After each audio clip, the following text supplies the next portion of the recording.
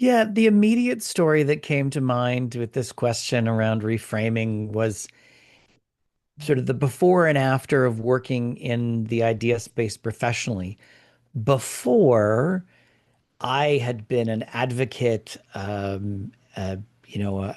person who was really pushing for LGBTQ plus inclusion in workplaces and communities.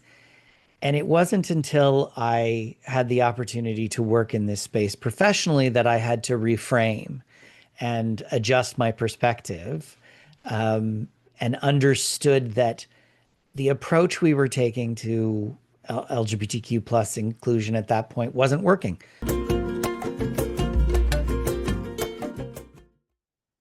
Welcome to another episode of Reframe for Resilience. My guest today is Mr. Michael Bach. He's an author, a speaker, and a thought leader. He is the founder of IDEA, Inclusion, Diversity, Equity, and Accessibility, which he says has to be a business priority.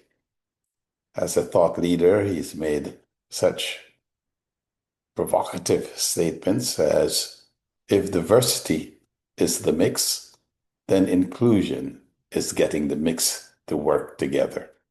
Mr. Bach, welcome. Thanks so much for having me. It's great to be here. So, tell us a little bit about your journey. Yeah, so I have been working professionally in IDEA, inclusion, diversity, equity, and accessibility for 20 years now.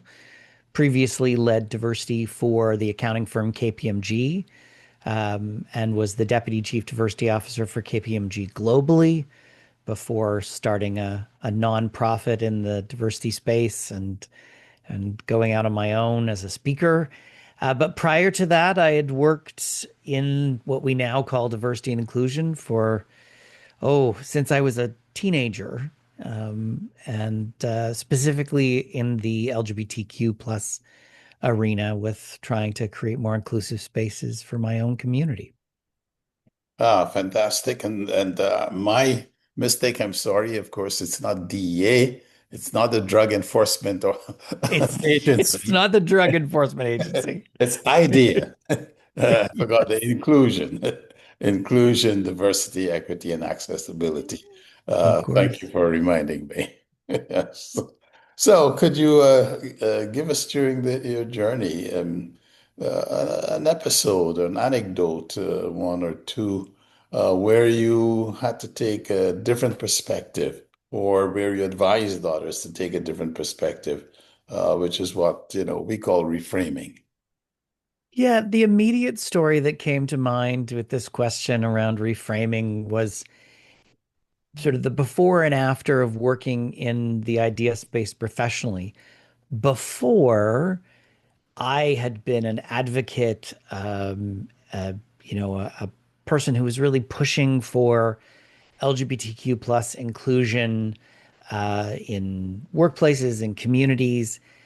And it wasn't until I had the opportunity to work in this space professionally that I had to reframe and adjust my perspective, and understood that the approach we were taking to LGBTQ plus inclusion at that point wasn't working. We weren't making progress. And it was because we weren't looking at it from the perspective of the employer, the business, the organization. We were looking at it from a very personal perspective. And it wasn't until I reframed my position there that I said, okay, here's how we can achieve our goals and affect change while also bringing those employers along on that journey. And it it was a subtle shift, really, but an important one that we probably have made more progress in the past 20 years on LGBTQ plus inclusion than we had in the previous 40 or 60 years, because we started looking at it through a different lens. No, I do like that. Sometimes we think that to get change, we have to take a hammer, when indeed, sometimes it is really just a subtle, a minor shift, or using a different lens, as you just said. Yeah. Absolutely. No, I really, really do like that. So tell us some of the principles, if you like, or the major things that you do in IDEA. My approach in IDEA is very much about looking at the challenges that employers face and using IDEA as a mechanism to solve those problems, as opposed to saying it's the right thing to do and we should, approach things through a social justice lens. I look at it from the perspective of what are the issues that the employer is facing. If it's finding good talent, well, a focus on diverse communities can open up all sorts of avenues to talent. If it's issues related to finding new customers or clients, well, again, looking to diverse markets is a great way to identify new clients. I have found that that approach resonates very well because it's not seen as a social justice or a personal agenda. It is that I look at the problems an employer is facing and say, how can I help fix those problems? And of course, I use all of the data that shows us that a focus on inclusion, diversity, equity, and accessibility is good for your business, whether it's good for reducing costs or opening up new markets or what have you. It's good for business. And what that leads to is lasting change. So the reframe here is, how do we focus on the needs of the employer, and how do we uh, show the employer the business case Yeah, for what exactly. should be done? Mhm. How is that received by the employees? What's their response to that? That's a great question. I think generally speaking, some employees appreciate the approach because it doesn't come across as, again, social justice. Someone has to lose for someone else to gain.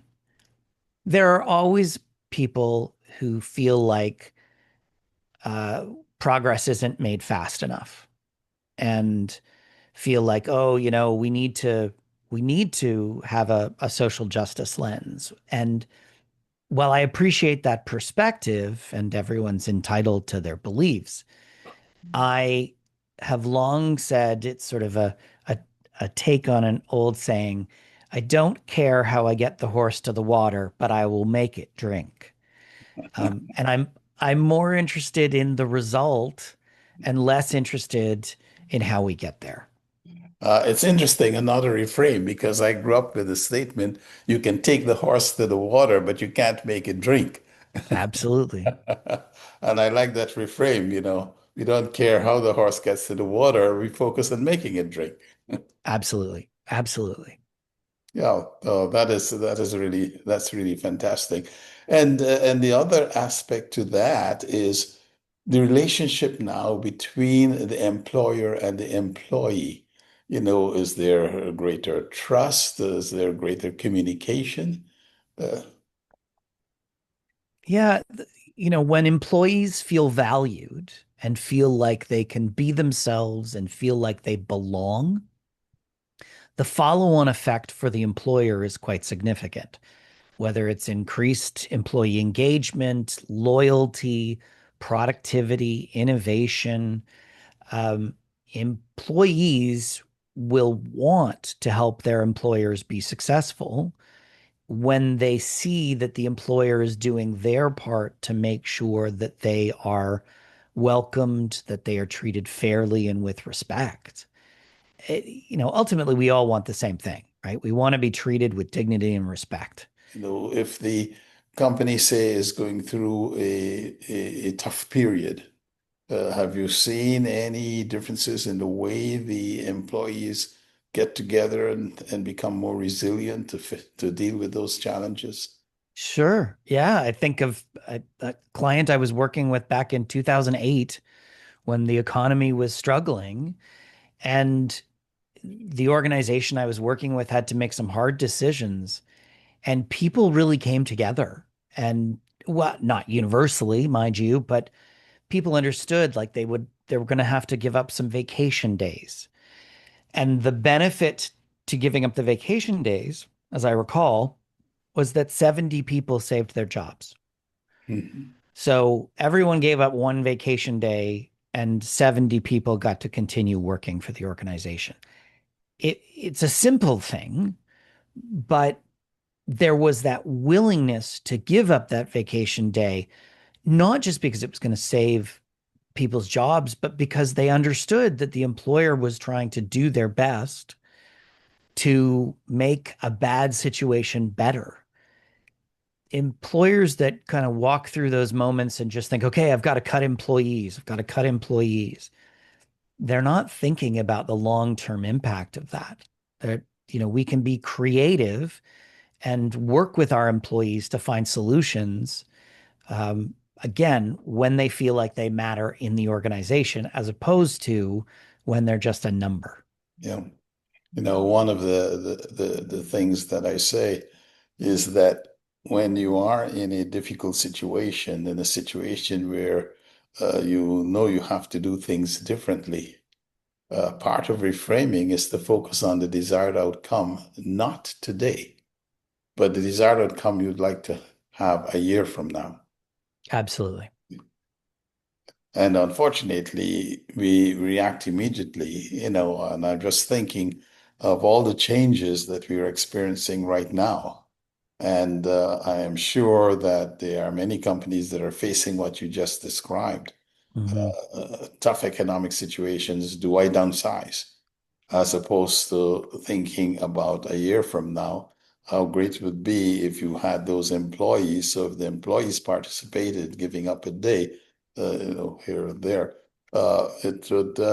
it would actually be beneficial in the long term. Right. And the cost savings would be massive. Yes, and the cost savings would be massive.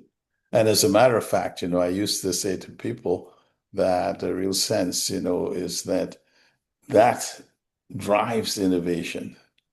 And so when we have adversity, it drives innovation.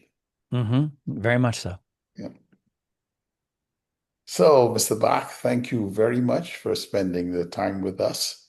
And I wish you well as you continue to, and I've listened, as a matter of fact, to some of your talks, which is where I got that one that I mentioned from from one of your talks in terms of diversity and inclusion and how they work together. So I wish you continued success, both in your consultancy that you do and the work that you do in your community. Thanks so much for having me on.